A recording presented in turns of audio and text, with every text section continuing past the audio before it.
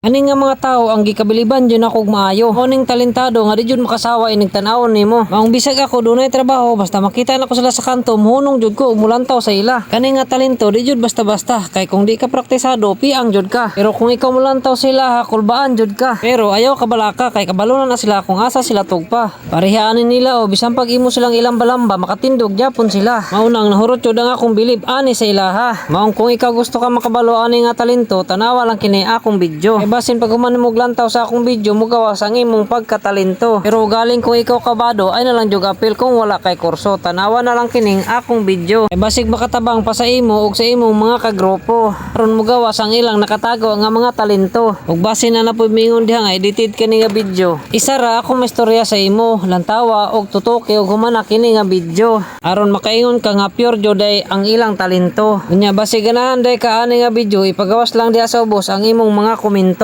Pag kanindot yun la tanawon labi nagmanglupad na. Ikaw nga naglantaw imong balahibo tindog jud. Pero ayaw ka balaka kay matud pa silang istorya sa kuha okay ra sila. Ang importante nga ikaw nagtanaw malingaw ka sa ilaha. Ang makabilib jud ani sa ilaha kay di mamili og sayon nga pwesto ato yun sa lisod. Kay aron mahasa pagmayo ang ilang mga talento. Ang salamat kayo sa pagtanaw sa akong video.